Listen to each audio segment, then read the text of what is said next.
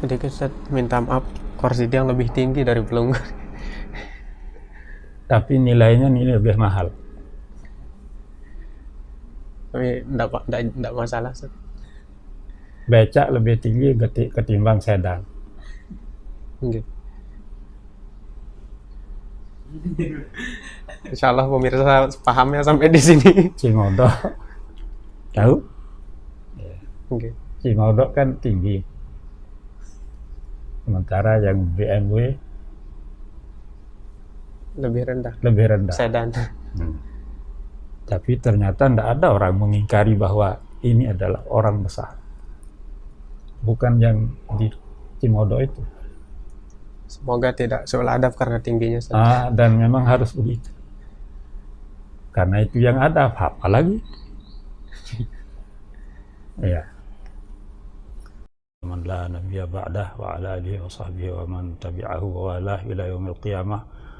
Wala haula wala quwwata illa billah. Allahumma aslih ummata Muhammadin sallallahu alaihi wasallam wa farrij an ummati Muhammadin sallallahu alaihi wasallam warham ummata Muhammadin sallallahu alaihi wasallam wa anshur wahfaz wa ajid nahdatal watan fil alamin bihaqqi Muhammadin sallallahu alaihi wasallam. Amin. Amma ba'du. Pokoknya pokok NW Iman dan takwa. Ini yang merupakan inti dari tujuan secara umum kita di Ma'had, khususnya Ma'had Darul Quran wal Hadis Al-Majidiyah Asy-Syafi'iyah Nahdlatul Watan. Sejarah berdirinya adalah ada dua yang menjadi sejarah. Yang pertama adalah telah disebut jauh lebih dahulu akan ada berdiri sebuah ma'had oleh maha guru beliau Al-Maghfurlah Syekh As-Sayyid Muhammad Amin Al-Qutbi, di mana Syekh Sayyid Muhammad Amin Al-Qutbi sudah menyatakan dalam syair Takriz beliau ketika telah menerima dan membaca karangan Maulana Syekh yang namanya Mi'rajus Sibyan, sarah dari mataan ilmu bayan. Setelah beliau membacanya lalu kagum dengan sebab apa yang dibahas, apa yang disampaikan, apa yang dengan sistem beliau membahas tentang salah satu kaidah bahasa Arab yang luar biasa itu, lalu timbullah kekaguman dari Syekh Sayyid Muhammad Amin Al-Qutbi, dan beliau melihat ada kekaguman lagi, yaitu walaupun belum terjadi pada saat itu, tapi sudah melihat ada gejala, ada tanda, yang mana beliau menyatakan dari awalnya mengatakan lillahi zainuddin fi fadlihi fi majdihi sami wa fi nublihi lahu yadun bayda'u dalat ala jawharatil maknuni fi aslihi fi sahatil ilmi lahu ma'hadun la yabrahut tullabu fi zilhi. Ini syahidnya, di mana pernyataan Syekh Sayyid Muhammad Amin Al-Qutbi menyatakan fi sahatil ilmi lahu ma'hadun. Dalam dunia ilmu pendidikan beliau punya ma'had yang la yabrahut tullabu fi zillihi, yang senantiasa terus akan bertambah jumlah tulab dan talibatnya. Tidak ada gentar dengan corona misalnya yang sekarang ini, betul menjadi kenyataan. Zaman apapun yang dilalui berlalu terus, tidak ada menjadi kendala. Walaupun awal didirikan ma'had itu adalah macam-macam ibarat bahasa kita olok-olok, ya, diolok-olok. ma'had ini diolok-olok. Akan jadi apa? Akan dapat apa? Kalau sudah selesai ma'had akan jadi apa? Terus jadi apa itu akan dapat apa dan seterusnya. Sepertinya ndak ada sama sekali menurut mereka. Penilaiannya ndak ada artinya, tidak ada kelebihannya. Tapi Maulana Syekh adalah sebagaimana yang beliau nyatakan, man yas'a lil ma'ali la yakhsha min khusumi. Orang yang bercita-cita untuk tinggi itu adalah tidak takut dengan apa komen-komen dari orang. Tidak perlu diperhatikan. Tetapi jalanlah ke depan. Ilal amam sir la tubali. Berjalan terus. Karena ini masalahnya sudah diyakini benar-benar mulai dari segi keagamaan, tidak menyimpang dari ajaran, tidak melanggar aturan, tidak juga tidak juga melawan budaya ataupun yang bertentangan dengan budaya kita khususnya. Karena itu terus berjalan. Nah, beliau dirikan Ma'had Darul Quran wal Hadis ini adalah yang itu sebagai dasar pertama. Kemudian yang kedua adalah beliau melihat jauh sebelum terjadi bahwa di negara kita ini, di negara Republik Indonesia, akan menjadi banyak sasaran atau banyak proyek atau banyak tujuan-tujuan yang demi untuk negara, demi untuk kemajuan bangsa, lalu diadakan disiplin ilmu, ada ilmu itu, ilmu ini yang diterapkan, dimasukkan menjadi pelajaran di sekolah-sekolah. Belum namanya kurikulum pada saat itu. Lalu oleh beliau melihat akan ada kurikulum, akan ada ketentuan pelajaran-pelajaran di sekolah, di madrasah yang akan dimasukkan menjadi pelajaran yang harus, bahkan wajib, ya, menjadi pelajaran yang wajib di sekolah, bahkan di madrasah. Lalu beliau tidak menilai itu tidak boleh, tidak bagus, apalagi akan dinilai haram, tidak. Tetapi iya, itu adalah pelajaran itu adalah sangat perlu, sangat penting. Akan tetapi dampak dari kebijakan itu akan timbullah satu hal yang menyebabkan akan tersisih pelajaran agama. Tersisihnya pelajaran agama ini adalah merupakan tugas kewajiban dari para ulama, para dai, para tuan guru. Maka beliau menilai diri berkewajibanlah membuat di sini. Ini sepertinya fardu ain. Jadinya sama dengan latar belakang didirikan madrasah NWDI yang pertama dulu. Fardu ain bagi dirinya. Karena belum ada yang mampu, belum ada yang bisa. Maka didirikanlah Ma'had untuk menjadi medium pelajaran agama. Kalau tidak disiapkan tempat pelajaran agama yang secara khusus, maka agama ini nanti akan menjadi menjadi sepele, bahkan menjadi hal yang pelajaran yang dianggap tidak penting, apalagi tidak wajib, mungkin ya akan begitu jadinya, sehingga agama menjadi tidak perlu lagi.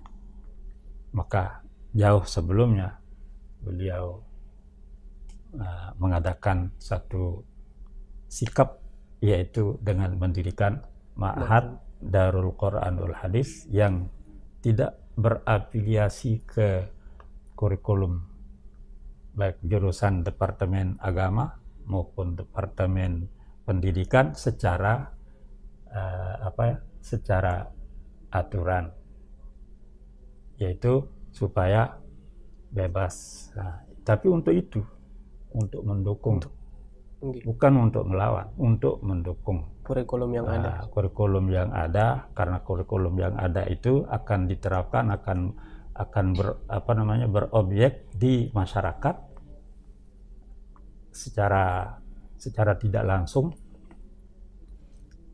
yaitu kan di mana-mana di masyarakat didirikan lembaga sekolah-sekolah mulai dari SD, SMP dan seterusnya.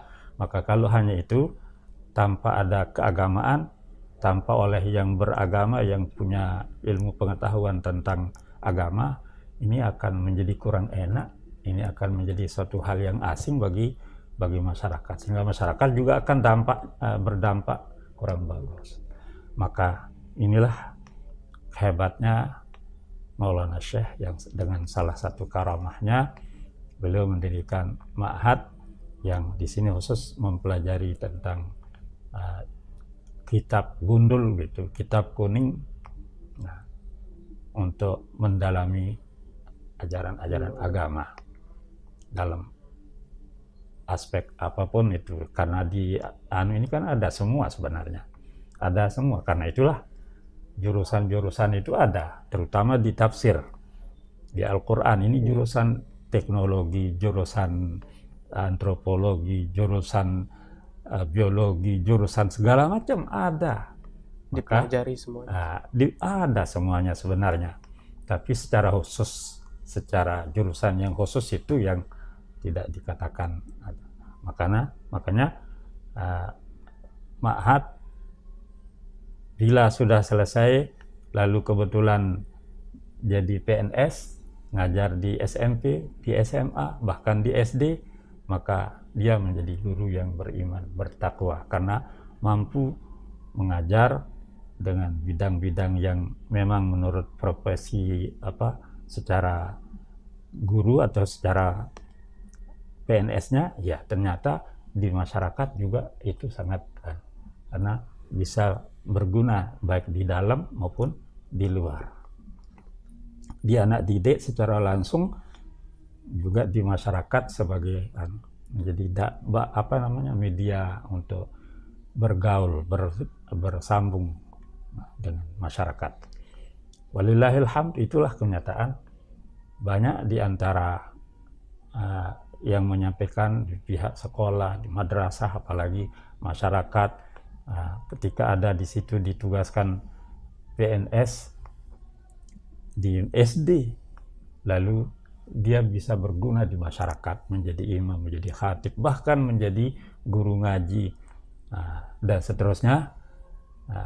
Itulah dampak yang menjadi dampak maslahah dari adanya ma'had. Nah, kemudian tadi kita sudah dengar tujuan didirikannya mungkin Ustaz ya untuk membackup pelajaran agama yang dihapuskan atau disisihkan oleh kurikulum, Ustaz. Sekarang nih kita perlu tahu apa sih yang diharapkan oleh Maulana Syekh sehingga ma'had itu didirikan, Ustaz.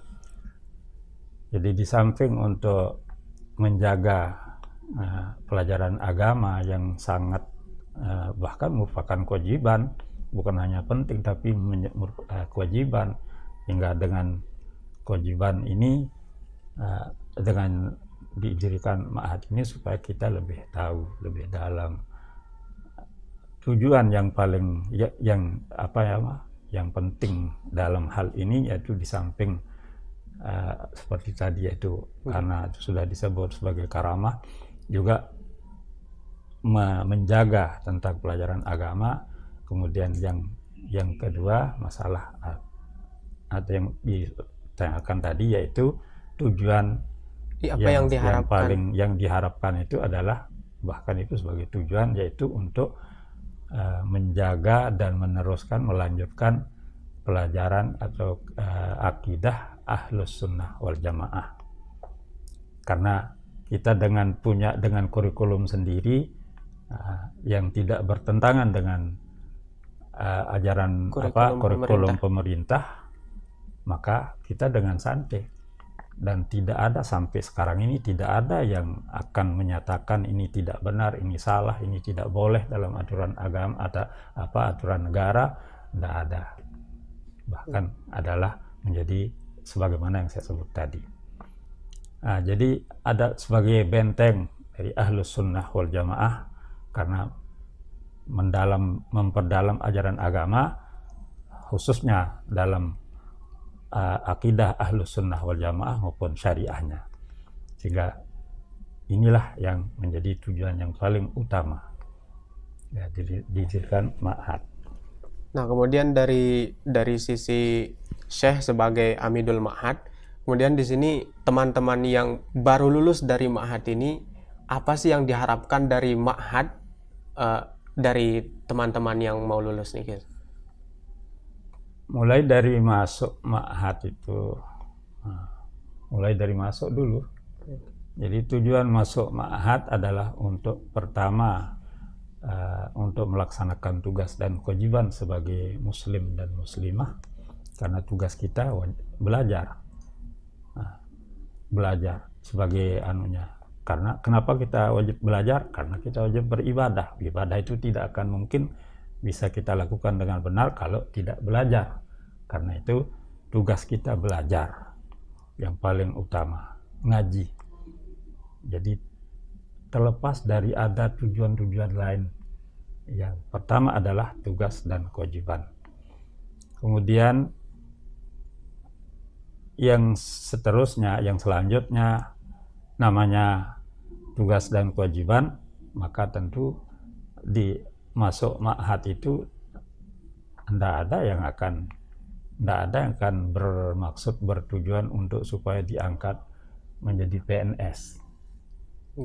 Kan tak mungkin kalau membuat ma'had menjadi tujuan atau jalan untuk supaya diangkat menjadi PNS. Tidak mungkin, karena ijazah tidak mungkin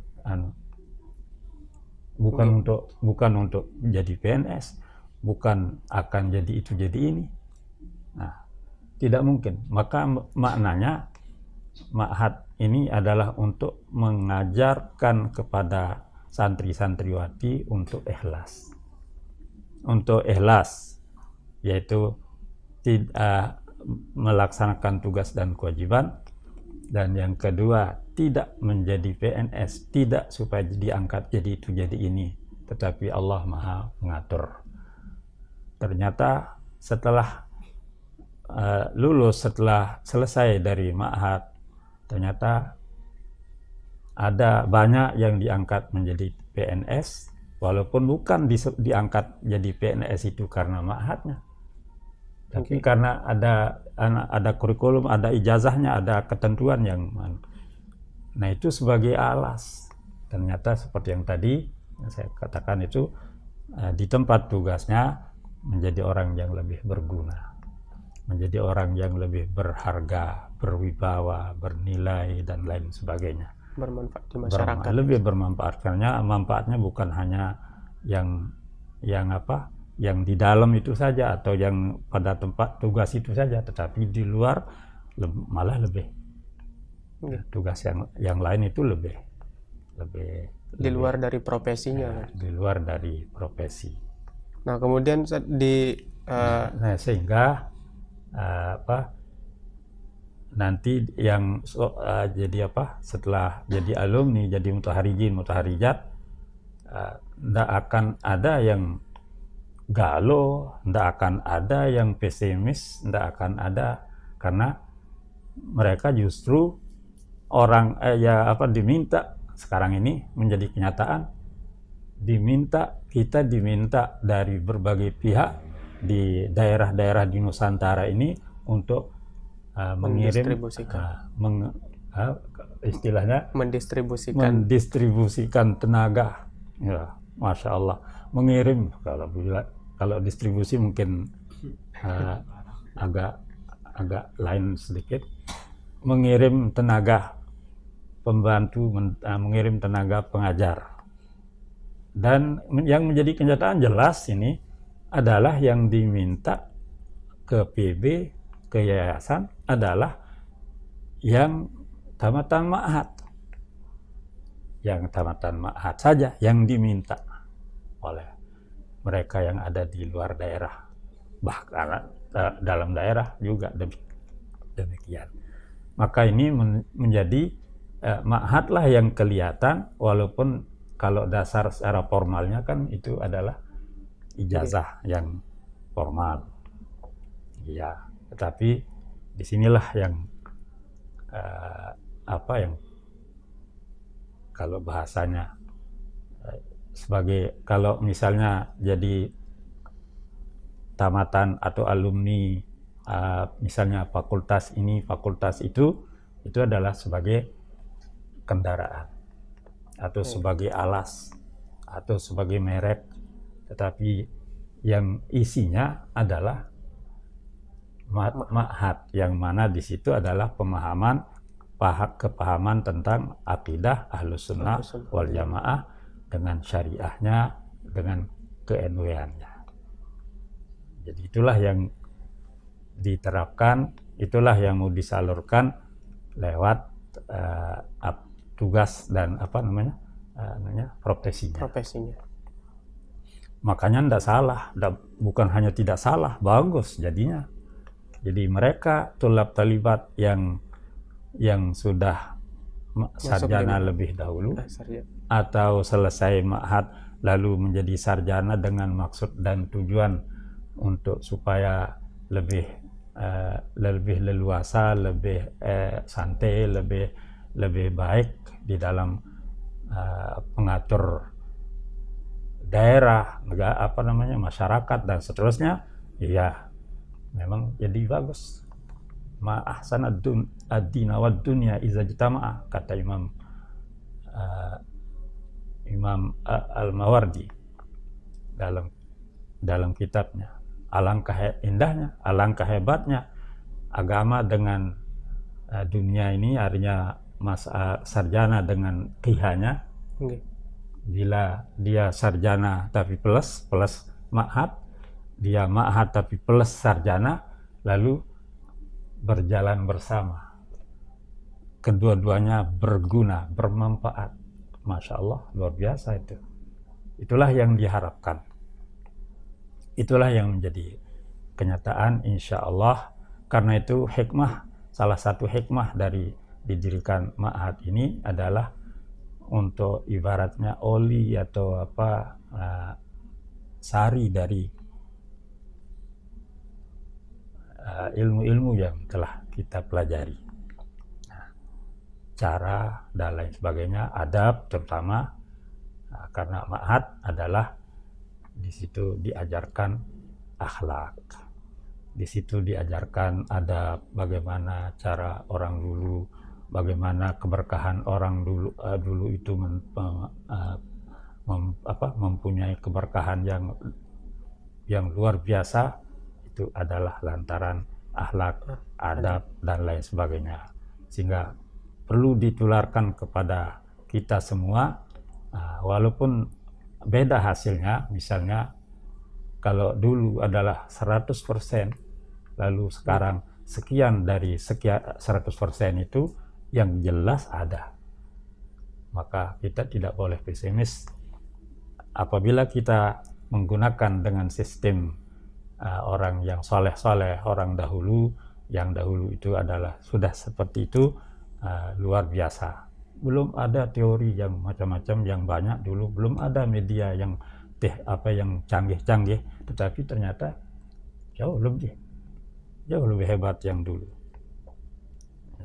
Karena itu berkah yang dulu itu adalah perlu dibuat menjadi satu contoh.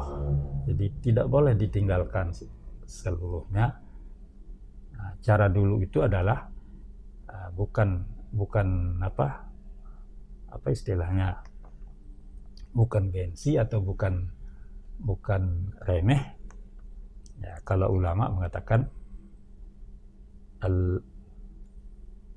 al-muhafazatu alal jadidil aslah wal akhzu bil jadidil aslah wal muhafazatu alal qadimis salih. Yaitu kita memakai cara yang baru dan kita mempertahankan cara yang lama, karena yang lama itu adalah berkah. kita pertahankan. Maka di Ma'had inilah salah satu medium tempat untuk mempertahankan cara-cara yang dulu walaupun tidak 100%. Ya, cara dulu di Ma'had adalah namanya halakah kalau dulu. Ya, sekarang di Ma'had itu adalah seperti itu, tanpa kursi. Bukan tidak boleh berkursi. Bukan tidak boleh, tetapi lebih berkah. Yang kedua adalah supaya lebih sederhana, tidak banyak dan lain sebagainya. Tidak banyak hal yang dampak-dampak dari itu. Walaupun bukan artinya tidak boleh, tidak bagus pakai kursi. Bukan masalah itu. Tapi kita dukung gitu. Kita dukung. Jadi untuk sekali waktu kita berkursi, sekali waktu berhalakah, pakai halakah. Maka sekali waktu itu adalah Ma'had. Maka Nahdlatul Wathon adalah mempertahankan Ma'had. Di Ma'had inilah untuk mempertahankan cara-cara dulu. Nah, kemudian di fakultas, baik di universitasnya maupun di institutnya, inilah cara menurut zaman yang sekarang. Karena ini situasi. Jadi kita tidak bisa pungkiri, apalagi akan menolaknya. Ya, ini adalah menurut zaman sekarang. Baik, Ustaz. Kemudian dulu Ustaz, di masa hayatnya Maulana Syekh, jadi Ma'had Lil Banat khususnya Ustaz, itu belajarnya 3 tahun. Nah, sekarang lalu kenapa kita di sini sekarang menjadi 4 tahun sama dengan Ma'had Lil Bani? Alhamdulillah. Ya. Yang paling utama zaman sekarang kan tuntutan yang namanya gender. Dulu tidak ada. Tidak ada orang nuntut gender.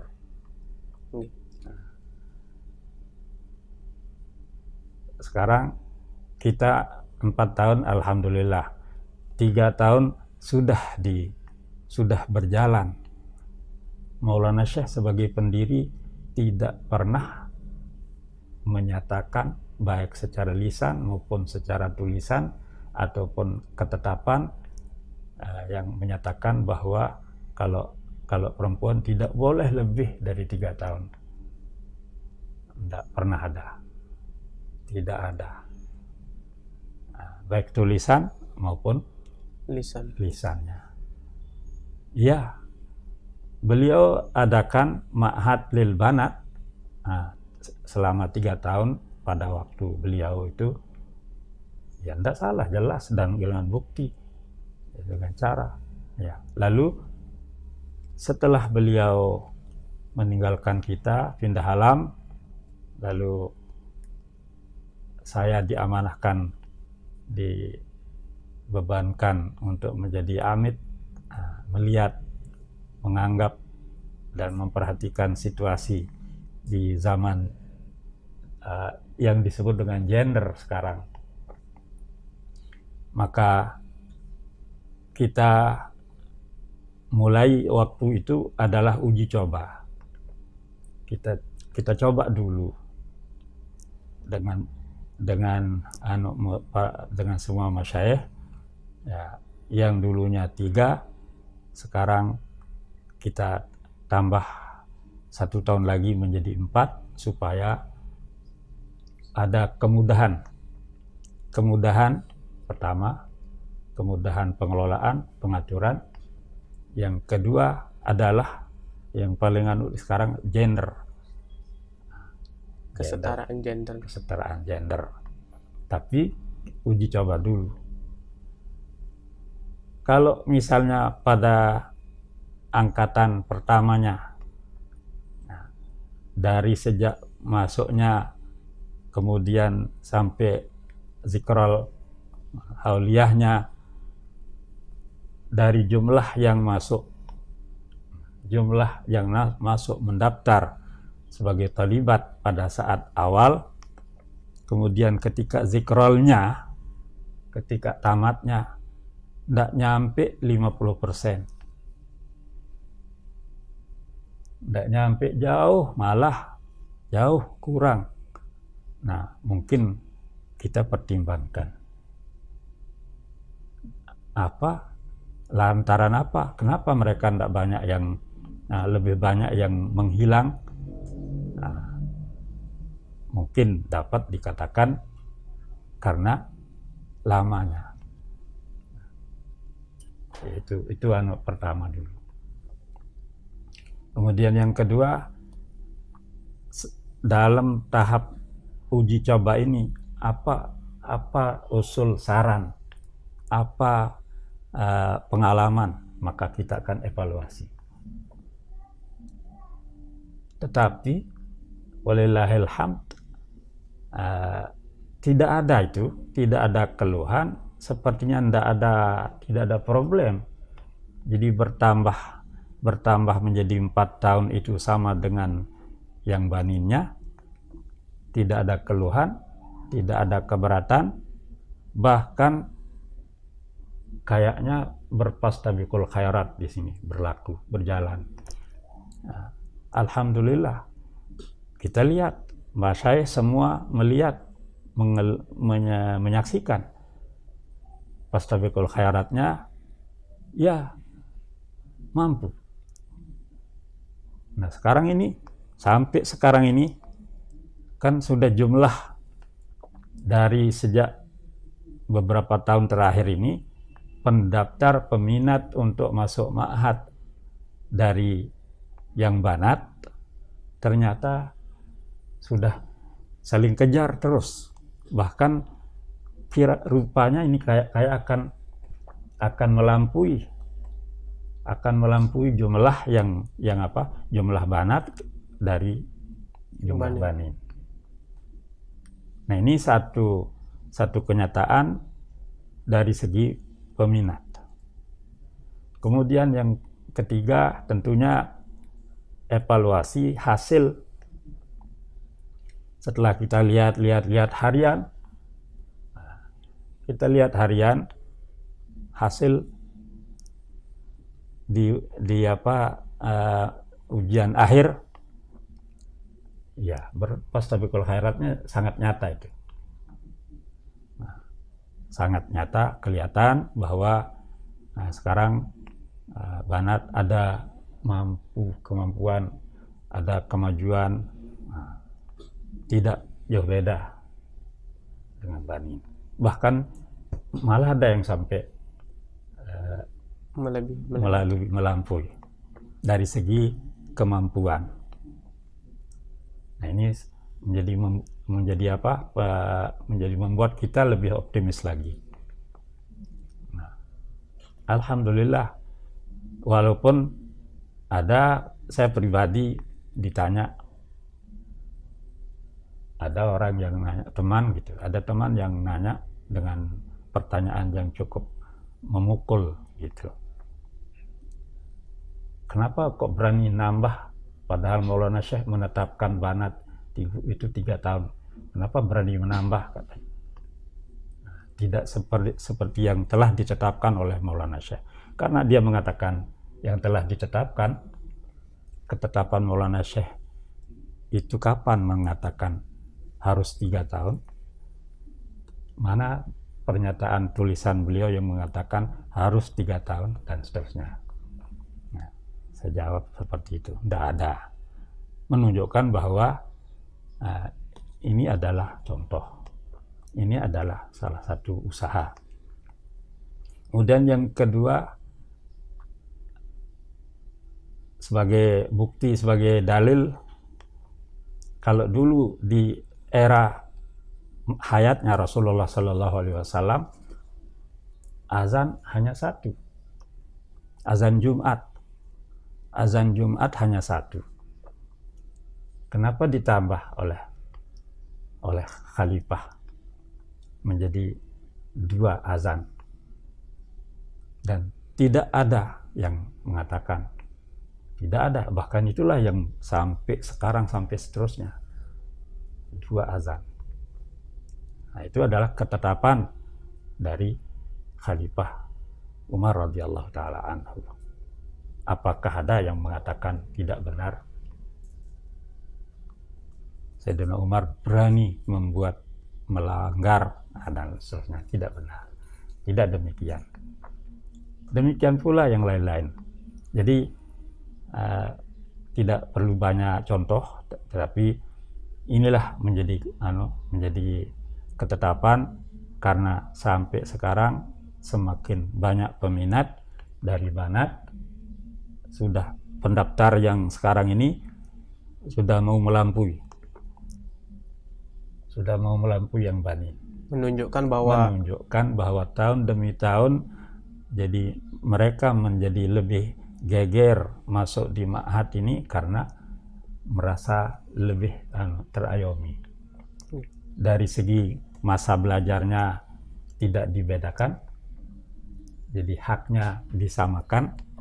Nah, kemudian yang seterusnya ada banyak hal yang dilihat bahwa di ma'had adalah sangat tepat untuk menjadi tempat belajar. Terbukti dengan bertambahnya tahun bukan untuk mengurangi minat ya saya. Iya, jadi bukan mengurangi minat lagi, bukan mengurangi jumlah lagi, tetapi justru kita sekarang di ma'had ini adalah semakin kita tambah lokal, semakin kekurangan. Semakin ditambah 2 kurang 4, ditambah 4 kurang 5. Karena semakin bertambahnya yang mendaftar. Inilah yang terjadi sampai saat ini kita sedang sambil membangun ma'had, sambil membangun dengan sistem, dengan kredit, dengan jalan terus, walaupun seperti alhamdulillah, karena dengan banyaknya jumlah peminat, jadi perlu disikapi dengan cara, sehingga ada ada program yang dulu banyak mengeluarkan dana ke program itu, sekarang adalah kayak lebih dominan untuk pembangunan. Jika tidak kita adakan secara dari diri, misalnya seperti keluar untuk safari. Kalau safari dulu itu adalah dana dari ma'had. Dana dari ma'had awalnya. Nah, kemudian sekarang di akhir-akhir ini safari mutaharijin atau tulab talibat itu adalah ada permintaan dari mereka. Jadi permintaan itu dengan perjanjian bila sanggup untuk mendanai dan mempertanggungjawabkan kenyamanan, keamanan dan seterusnya, maka itulah yang sekarang, karena era kita sedang membangun. Jadi supaya tidak banyak dana yang keluar, kecuali dana itu dana untuk pembangunan. Kemudian kita beralih sedikit ke kebijakan ma'had saya. Nah, yang ingin kita ketahui itu, apakah di ma'had itu ada beasiswanya untuk tulab tolibat seperti kampus-kampus yang lain? Ya, supaya dimaklumi bahwa ma'had tidak punya bos. Jadi ma'had adalah mandiri, mandi sendiri, dan berdikari, yaitu berdiri menurut kemampuan kaki sendiri. Jadi kalau yang mengharapkan beasiswa, maka carilah di yang lain. Nah, jadi selama ini sepertinya belum ada nama beasiswa. Dulu memang pernah di era Maulana Syekh di awal-awal ada salah satu program atau lembaga yang disebut dengan Bi'sah dulu. Bi'sah. Ada juga yang dibiayai dari masyarakat yang dari santri-santriwati yang dibiayai oleh Maulana Syekh dengan segala macam upaya beliau. terutama yang PA ya, yang PA ya dulu. Lalu bisa beliau ngirim untuk belajar, jadi ngirim untuk belajar ke Malang, belajar ke Jawa Timur, ke Jawa Tengah dan lain sebagainya, untuk nanti menjadi generasi penerus pejuang dan seterusnya. Akan tetapi ternyata tujuan dan harapan minyak habis, sambal tak enak yang terjadi. Malah sampai-sampai beliau juga mengatakan bantal tolang darah isi, denara isi. Ada yang dibiayai untuk supaya nanti dibuat menjadi pejuang, menjadi secara pejuang yang yang profesional, yang unggul, yang benar-benar karena dibiayai segala-galanya. Tetapi ternyata pucuk di istilah yang itu kok membalas dengan Air susu dibalas dengan air tuba. Air susu dibalas dengan air tuba. Ya. Akhirnya di stop gara-gara walaupun hanya 1 atau 2 orang yang begitu, tapi ternyata ya karena itu ternyata lebih dominan keluar, bukan ke Nahdlatul Ulama. Bukan sih semua, enggak, tapi walau hanya 1 yang begitu, tetapi menjadi penyebab, jangan-jangan menjadi yang lain, sehingga akhirnya beliau tutup, beliau tidak lagi mengirim yang disebut dengan bi'tsah yang biayanya 100% biaya sekolahnya, tapi biaya sekolah beda dengan kebutuhan pribadinya yang secara itu ya keluarga. Biaya segala macam biaya sekolah itu termasuk biaya sekolah SPP apa dengan biaya pemondokan asrama. Nah itu ditanggung penuh oleh Nahdlatul Ulama, oleh Maulana Syekh. Itu yang disebut dengan bi'tsah.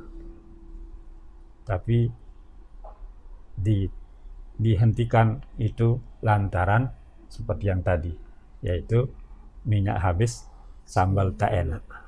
Gara-gara ada 1-2 orang yang begitu, akhirnya lebih baik dengan tidak. Kemudian saya terlepas dari masa pandemi corona ini, ada namanya social distancing. Nah, kemudian di social distancing ini menyebabkan hampir semua lembaga sekolah perguruan tinggi itu mengadakan pendaftaran secara online. Nah, lalu di sini Ma'had itu tidak ada pendaftaran online-nya, Ustaz. Ya, memang tidak ada pendaftaran secara online. Jadi supaya tidak menjadi ada semacam cemburu sosial atau ada semacam saingan dan lain sebagainya. Jadi yang perlu dengan sistem online itu adalah yang lain. Yang lain di fakultas-fakultas ya silakan. Nah, kalau semua dengan sistem online nanti bingung yang mana, yang ini kelihatan, ini bisa online, ini bisa online. Akhirnya bingung.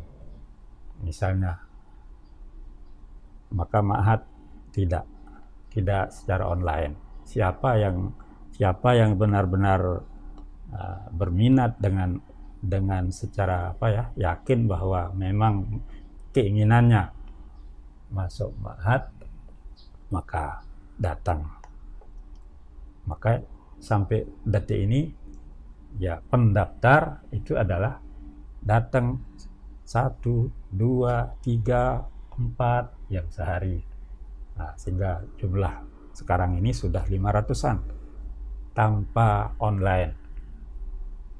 Jadi apalagi kalau akan diadakan sistem online lalu akan mendapat jumlah lebih dari 1.000 misalnya. Nah, besok kita tidak tahu mana yang jumlah yang banyak itu, siapa dia, tidak ditanda, dan seterusnya. Nah, artinya Ma'had tidak perlu mengadakan sistem yang namanya online, walaupun kalau bertanya bisa dengan sistem online kepada temannya, kepada masyaihnya, katibnya, dan lain sebagainya, itu ya. Tetapi sistem pendaftaran adalah dengan sistem talaqi. Karena ada hal yang tentu lebihnya tidak akan bisa kalah dengan sistem yang secara langsung itu, karena dapat dilihat, dapat ditanyakan, ada hal yang mungkin karena dilihat atau karena didengar lalu menimbulkan ada semacam mau tahu, maka bisa ditanyakan. Adapun kalau online, namanya mana yang mana yang dijelaskan di online, mana itu yang dipampangkan, mana yang diperlihatkan, itu hanya itu, tidak tahu bagaimana dalamnya, bagaimana hakikatnya, dan seterusnya. Tapi itu tidak salah, ya. Kita tidak bermodal, tidak menggunakan ini karena ini tidak benar, karena ini salah. Tidak. Kita selalu berprinsip ini yang terbaik, yaitu cara dulu yang lebih berkah, yaitu istilahnya kalau di tasawuf disebut dengan talaqi. Talaqi yaitu ketemu dengan secara langsung.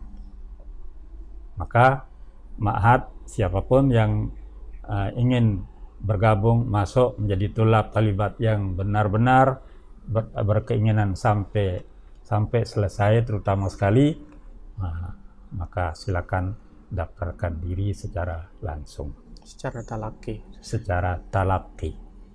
Dan itulah yang saya lihat, dan itulah yang disampaikan oleh itu, karena kita bisa lihat sendiri, karena bisa kita tanya langsung, kita bisa begini, kita bisa melihat langsung suasananya, tidak hanya sebagai, kalau bahasa Arab mengatakan tasma'u bil mu'ayyidi khairun min antara, yaitu mendengar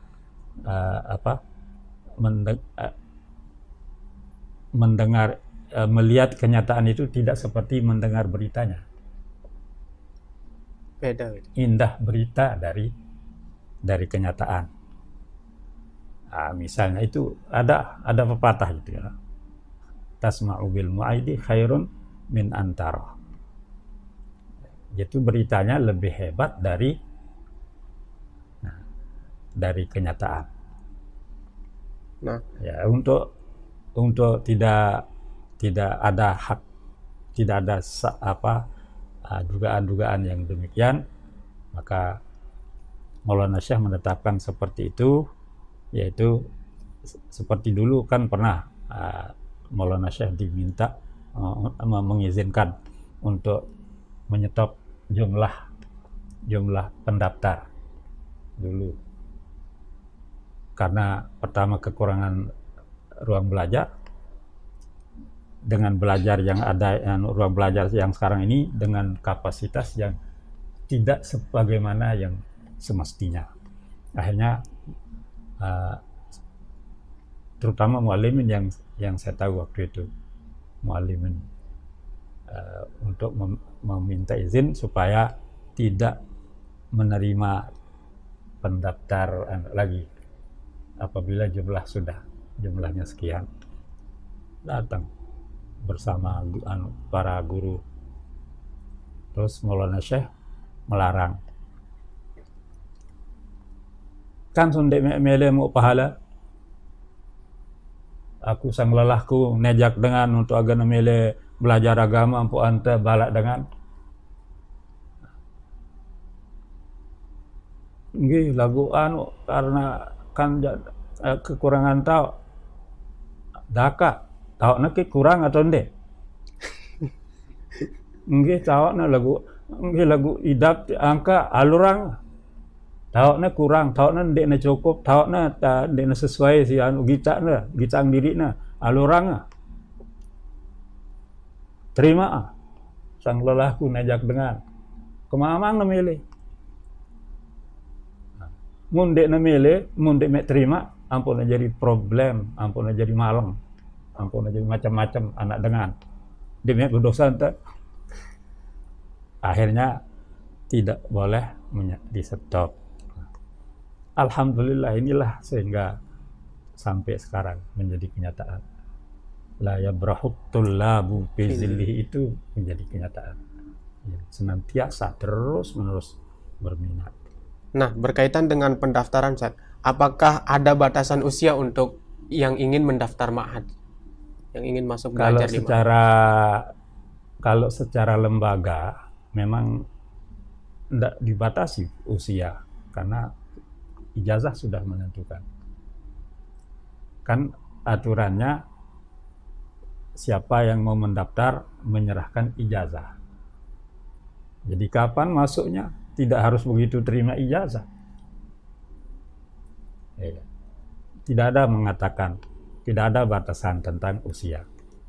Nah, tapi yang ada terjadi di mana-mana itu kan hampir tidak ada yang menunda, yaitu begitu selesai di lembaga sebelumnya langsung mendaftar ke yang berikutnya, kan begitu melanjutkan faiza faragta fansab. Ya, nah, jarang yang 1 tahun 2 tahun berikutnya baru mendaftar, baru melanjutkan, itu jarang. Tapi ma'had andaikan ada, ma'had tidak boleh menolak.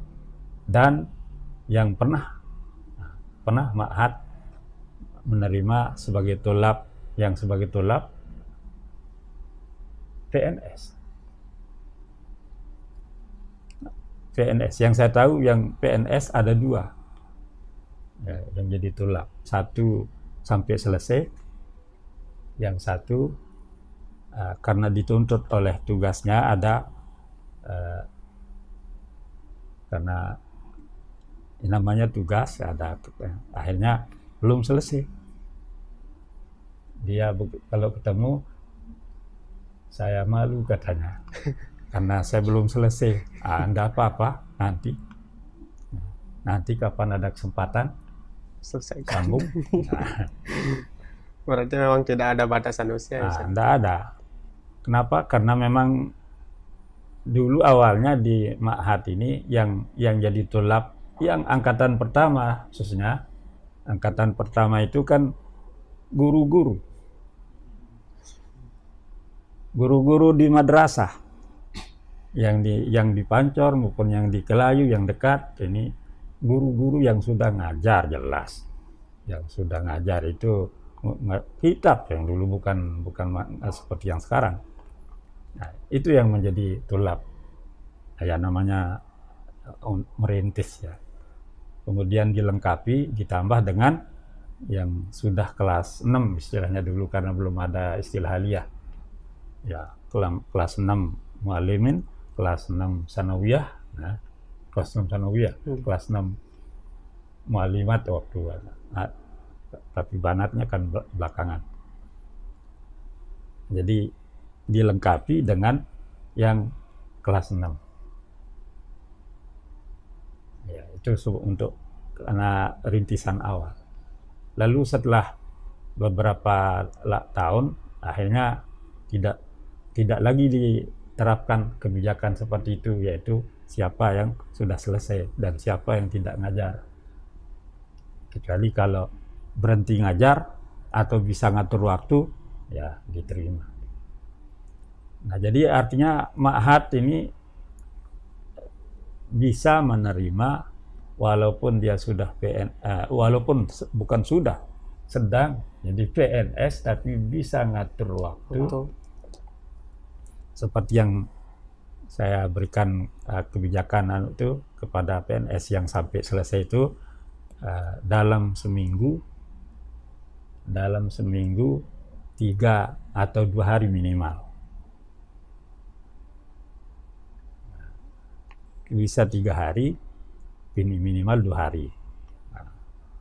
Nah itu yang 3 hari itu 2 liburnya kan 2 hari libur. 2 hari liburnya yang satu minta kebijakan dari sekolah tempat tugasnya.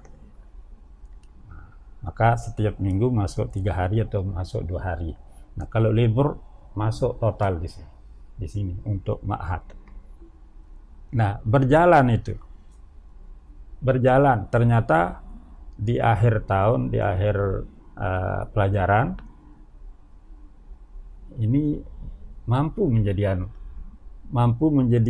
bersaing sehingga masuk dalam angka besar.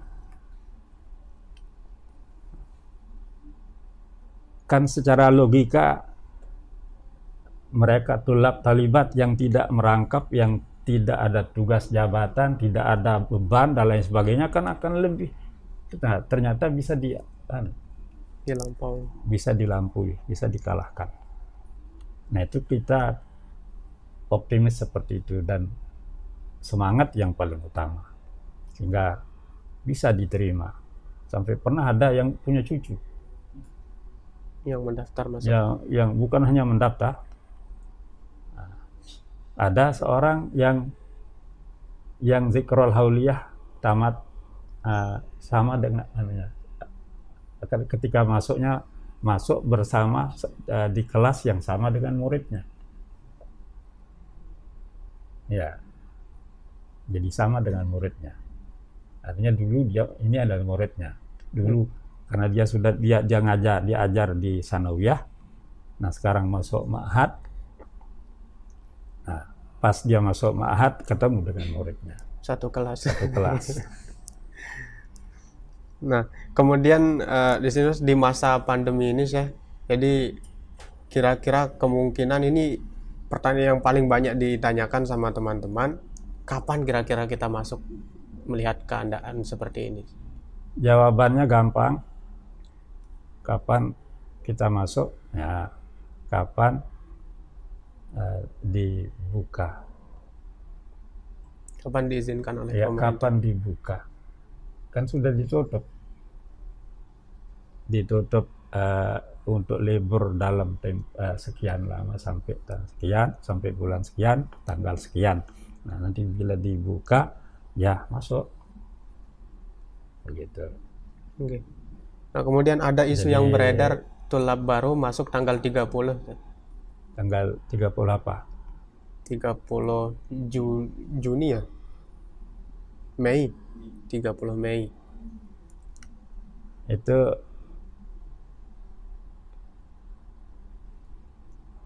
bisa saja mungkin dia mau datang, sudah berjanji dengan teman untuk melihat, untuk tahu dan lain sebagainya, boleh-boleh saja. Tapi yang jelas itu bukan kebijakan dari jelas kita insya Allah mungkin kita akan masuk setelah Lebaran. Semoga. Kita akan masuk setelah Lebaran. Terus Lebarannya bagaimana? Ya kita di sini kan punya pimpinan, kita adalah bawahan. Jadi kita pimpinan kita yang membukakan dan mempersilahkan, maka sejak itu langsung dipublikasikan bahwa kita mulai masuk dan action insya Allah. Ya, jadi bagi teman-teman yang masih bertanya-tanya kapan masuk ma'had, kemudian kapan zikrol, insya Allah nanti akan kita informasikan melalui media, kita akan publikasikan sesegera mungkin setelah keluar kebijakan dari pemerintah dan keluar kebijakan dari ma'had. Nah kemudian pertanyaan terakhir Syekh, mungkin ini tidak berkaitan dengan ma'had tapi rasanya Pelunggu sebagai Dewan Mustasyar Rais Am, kenapa kok di NW ini sekarang kan zaman sudah modern Zat. Seperti kita lihat yang atap-atap sekarang sudah menggunakan spandek, asbes dan lain sebagainya. Lalu kenapa kita masih di NW, di Abror maupun di tempat ultah itu masih menggunakan cara klasik yaitu kelansah, tetaring.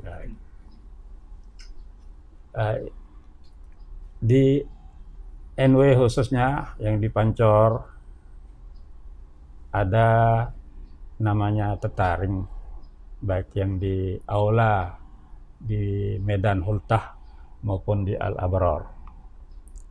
Tetaring itu adalah mempertahankan sejarah. Mempertahankan sejarah. Sejarah yang pertama, nah Maulana Syekh dulu namanya Muhammad Sagaf. Nah, Sagaf itu bahasa Arab, bahasa Yaman, Sakaf yang menurut hurufnya. Sakaf yaitu pengatap, pelindung, penaung. Maka sebagai bukti, sebagai kenyataan bahwa beliau adalah penaung, adalah orang-orang yang ngaji di bawah tetaring, dibuatkan pelindung supaya tidak ngaji di tengah panas karena banyak. Biasa dari awal dulu dari NWDI, nah, karena banyak yang datang, masyarakat ramai, sehingga fasilitas yang ada kan ada gedung yang dulu waktu itu, sehingga halaman yang ada, halaman ini tidak punya pohon yang banyak yang menaungi. Akhirnya diinisiatifkan untuk dibuatkan naungan, yaitu tetaring. Nah, supaya menjadi kenyataan bahwa ini hakikatnya ada dua di sini, yaitu menaungi secara zahir, yaitu dari panas sinar matahari. Kemudian yang kedua menaungi dari corona yang akidah-akidah yang tidak karuan, akidah jahiliyah yang dulu namanya saja dulu. Nah, jadi beliau menaungi masyarakat untuk supaya tidak kena dengan penyakit jahiliyah, tidak kena dengan penyakit animisme dan lain sebagainya. Seperti yang beliau katakan bahwa dulu di Lombok ini, sebelum NW di Lombok ini kan paham animis anutan asli, ya, sehingga perlu di blok. Kalau sekarang ini di lockdown kan, nah, supaya tidak kena masyarakat yang bodoh, jangan sampai jual sabunnya muda-muda. Itulah istilah. Maka beliau menaungi, melindungi dari paham-paham yang tidak keruan, yang bid'ah, yang syirik dan lain sebagainya. Ini dasar beliau adakan tetaring. Kemudian tetaring itu berjalan terus akhirnya diikuti oleh tuan guru yang mengadakan pengajian di luar, dibuatkan juga tetaring.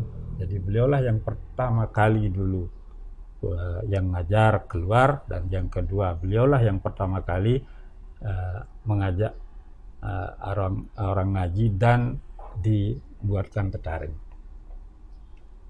Nah, kemudian berjalan sampai akhir dulu saya dengar dari panitia Hultah NWDI yang ke-58 waktu itu. 58, 59 yang jadi panitia dulu, namanya masih banyak yang ingat, namanya Tuan Guru Haji Fihiruddin NW Pancor. Beliaulah yang menjadi panitia dalam akhir-akhir sampai sekian tahun, beliau jadi ketua panitia Hultah. Lalu panitia Hultah ini antara lain yang paling usahanya adalah bagaimana pembuatan tetaring itu dari 2 bulan minimal, 2 bulan sebelum Hultah sudah mulai tancap gas untuk melaksanakan, mengupayakan bagaimana supaya bisa dilaksanakan pembuatan tetaring. Sehingga lamanya dalam proses pengupayaannya, pembuatannya, kemudian dilihat menurut oleh beliau dengan panitia-panitia lain, ternyata penggunaan tetaring ini hanya sehari sedangkan pelaksanaan pembuatannya dalam 2 bulanan, pemanfaatannya hanya sehari. Usul dari beliau pada saat itu mau menggantikan dengan terop. Sudah mulai ada terop waktu itu. Sudah mulai. Dan ada yang akan memberikan kita minjem. Alasannya. Jadi mohon izin untuk tidak diadakan tetaring. Tapi beliau menjawab, mengatakan seperti yang tadi, kan sunde mele mau pahala sang demen dengan ngaji karena piang me tetaring tak no bebau hultah apalagi hultah punya baang lek Mataram pira kali, lek Peraya, lek Lombok Tengah pira kali. Lagu begitaku masyarakat itu tahu na separuh itu tahu na sekaji lek bawa lolon kayu bepira lalu dek ku tahu luwe ke hadir atau ndek si ndek na nyambau si ndek na ketempo lagu maknana ndek na puki dek ini banding si itu lek pancor karena piang mek tetaring dende tetap mek pinaang tetaring. Nggih lagu kan iki lebih praktis. Pertama bau cukup dalam tempo 2-3 hari pembuatannya, pemasangannya. Terus si kedua dek narak reronggona. Jadi lebih praktis. Terus ruana endah agak keren. Ongkat me. Praktis ongkat me menuke. Kena me ke siaran sekenu inu nanaungi dengan nampung panas inu. Selain panas kita mele anta tampung artinya double panas. Kena me melke sekenu inu. Lah dek na pada angka itu wahku andoang itu dek tetap lakukan aku aranku sagap kata beliau artinya penaung nah tetap parah. Nah sehingga itulah sebagai sejarah bahwa tetaring yang diadakan yang dibuat walaupun ini kan sekarang ini lumayan kan semakin ditambah semakin berkurang. Dulu di areal yang namanya GOR ini sudah luar biasa luasnya dulu. Luar biasa. Tetapi sekarang ternyata ditambah lagi dengan tetaring yang sebegitu kayak tidak cukup juga masyarakat. Masih kurang, masih berdesakan. Masih lumayan ini. Makanya kita harus syukurlah. Jadi intinya yang bernilai sejarah. Kemudian yang kedua beliau tetapkan itu karena menaung tetaring ini tidak ada dampak apa-apa, tidak ada efek samping karena ini adalah hijau dan alami. Sementara terop itu adalah hanya rupanya menaungi, tetapi hakikatnya cuma tidak langsung kena sinar, tapi sinarnya ditampung, panasnya ditampung. Jadi makanya dari sejak itu sampai sekarang dan insya Allah akan terus karena ini sejarah. Jadi nilai sejarah itu kalau kata Presiden Soekarno dulu jas merah itu jangan sekali-kali melupakan sejarah. Nah iya bagus itu. Tapi jas merah oleh Mega menggunakan jas yang warnanya merah. Nah kemudian Ustadz satu pertanyaan terakhir, ini masih berkaitan tentang Ma'had. Di awal-awal masuk Ma'had itu sebelum 1 hari minha sebelum zikrol itu diadakan cukuran massal. Nah, di cukuran massal itu apakah memang ada tradisi atau ada pesan-pesan khusus yang ingin disampaikan dari penyelenggaraan hal itu? Bukan hanya tradisi, tetapi ada tujuan, ada latar belakang, di mana cukuran massal diadakan cukuran massal adalah pertama itu istilah dalam ajaran tasawuf namanya tafaul, yaitu mengambil satu keyakinan untuk kebaikan. Kebaikan akan menjadi lebih baik, yaitu untuk yang banin dicukur. Jadi ini menunjukkan awal dari perbaikan, bahwa nanti akan tumbuh rambut yang lebih baik. Walaupun bukan rambutnya yang dimaksud. Jadi masuk di ma'had ini adalah ilmiah baru, yang baru, sehingga nanti hasilnya lebih baik dari sebelumnya. Maka itulah untuk yang banin diadakan cukuran massal. Yang kedua, cukuran itu adalah ditetapkan kepada yang banin itu untuk supaya tiwal dari kegemaran, kebiasaan, atau menjadi ciri-ciri dari yang namanya tandos, grup tanpa dosa. Anak-anak muda sekarang senangnya gondrong. Jadi gondrong itu merupakan kebiasaan dari anak-anak yang kurang akhlak, atau tanda dari yang ada tertentu lah. Jadi makanya yang tidak baik itu diupayakan untuk diperbaiki.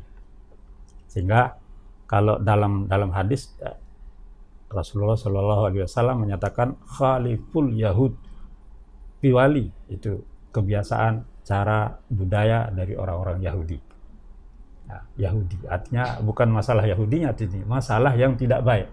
Maka yang tidak baik itu bagaimana supaya kita pindah hijrah dari yang tidak baik menjadi kepada yang baik atau yang lebih baik. Itulah tujuan daripada syukuran itu, supaya tiwal dari tanda-tanda yang kurang, kebiasaan yang kurang baik. Jadi gondrong bagi yang bani laki adalah sangat kurang, sangat tidak baik, walaupun bukan haram tapi tidak baik, karena ya pertama mungkin kurang bersih, yang kedua kurang, Allah alam, kalau kurang rapi. Kalau kita bilang kurang gagah, mungkin tidak perlu ditanya kemiliannya.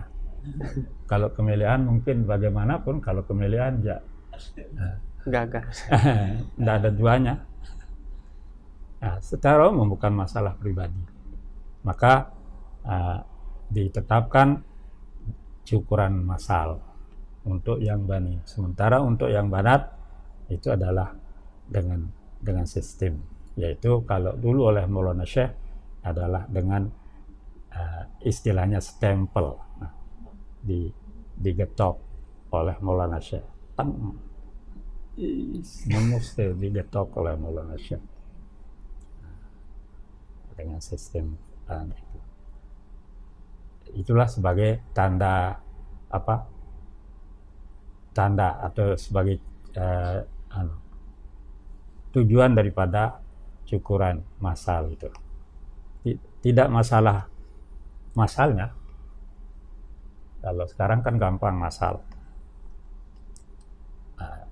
dicukur kemudian nanti ini ibaratnya peletakan gunting pertama kan? Mungkin besok dilanjutkan, nanti sore paling kalau sekarang kan ada upaya lebih lagi, yaitu langsung diupayakan langsung bersih, ya bagus gitu. Alhasil kita berhijrah. Jadi apa apa yang ditetapkan, yang dilakukan itu adalah bukan masalah bid'ah. Ya, walaupun dari satu sisi disebut bid'ah, tapi ini adalah bid'ah hasanah. Ya, ini mengenai masalah cukuran, kemudian masalah kalau yang tidak ditanyakan tadi tentang pakaian. Jadi pakaian seragam putih dari atas sampai bawah. Walaupun bawah itu maksudnya tidak harus sandalnya pakai kain putih. Tapi namanya seragam putih. Ini merupakan ciri-ciri bersih, ciri-ciri kesederhanaan dengan menggunakan kain sarung, sehingga beda dengan fakultas. Kalau fakultas kan pakai sepatu, pakai celana, pakai apalah lain sebagainya. Bahkan untuk banat mungkin pakai make up. Nah, kalau ma'had adalah alaminya, makanya aslinya di ma'had. Insyaallah. Nah,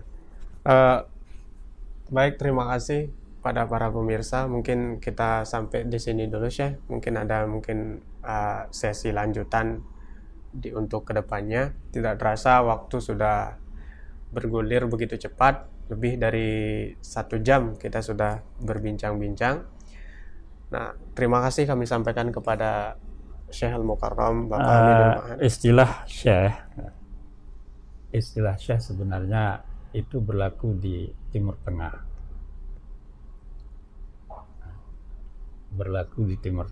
Sementara kita di sini adalah Ustadz. Walaupun kalau di Timur Tengah Ustadz itu jauh lebih tinggi dari Syekh. Jauh lebih tinggi. Tapi karena itu yang berlaku di kita, maka ya biasa Ustadz.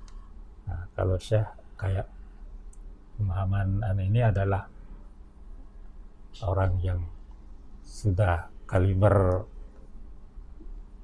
guru besar sebenarnya. Ya, padahal kalau orang Arab itu Syekh adalah kalimat biasa, tapi kita bukan kalimat biasa. Karena itu mungkin biasa saja. Yang biasa berlaku dari awal adalah panggil Ustadz, bagaimana?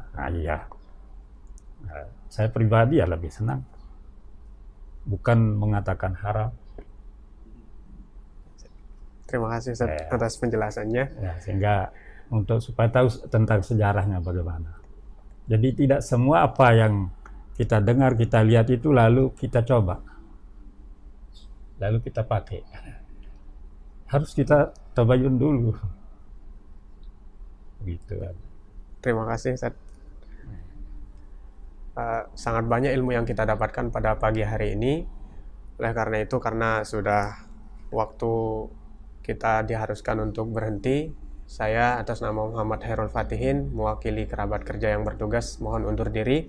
Sekian, wallahul muwaffiq wal hadi ila sabilir rasyad. Wassalamualaikum warahmatullahi wabarakatuh. Dan saya juga belum menutup, yaitu tentunya saya mengharapkan kepada kita semua, khususnya keluarga ma'had, baik yang mutaharijin, mutaharijat maupun tulab talibatnya, supaya kita adalah berprinsip seperti prinsip yang sebenarnya, tujuan yang sebenarnya itu kita adalah dalam iman dan takwa, tidak ikut-ikutan, tidak mendengar suara burung di jalan, apa kata orang biarkan orang berkata, tetapi kalau kita mau mendengar maka dengarlah suara pimpinan kita, guru kita, atau mubaligh kalau di dalam bahasa salat jamaah.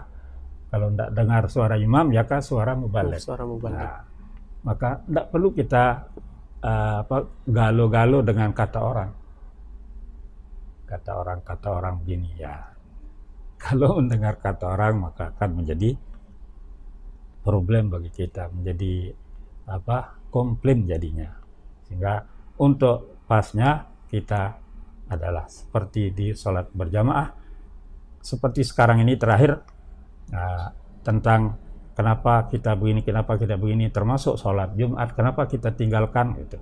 Ya, kita ini adalah, kita yakin bahwa ajakan dari pemerintah, yang mana pemerintah bukan hanya pemerintah, tetapi juga di situ bagian dari pemerintah itu ulama.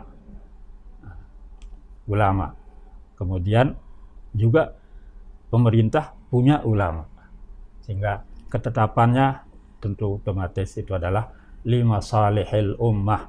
Kita serahkan kepada para pimpinan, para pemimpin kita tentang kemaslahatan apapun yang dimaksud, yang dituju, yang kita yakin bahwa itu adalah untuk kebaikan untuk kita semua, sehingga kita tidak Jumat sementara ini, dan juga tentunya hari Id yang besok insya Allah kita Id atau Lebaran di rumah masing-masing. Nah, lalu setelah itu barulah kita lihat, kita akan masuk mungkin beberapa hari setelah hari Id, kita akan masuk Jumat. Dan tentunya kita akan setelah masuk, lalu kita akan insya Allah kita akan ikhtibar atau semester, bahasa umumnya bagi siswa-siswi, kita akan ikhtibar yang sedianya pada pertengahan bulan Sya'ban yang lalu. Maka kita tunda sampai beberapa hari berikutnya, insya Allah. Mudah-mudahan itu tidak ada lain kecuali karena imma karena darurat atau imma karena itu adalah maslahat. Nah, yang jelas darul mafasid muqaddamun ala jalbil masalih. Demikian, mohon maaf, wallahul muwaffiq wal hadi ila sabilir rasyad. Wassalamualaikum warahmatullahi wabarakatuh.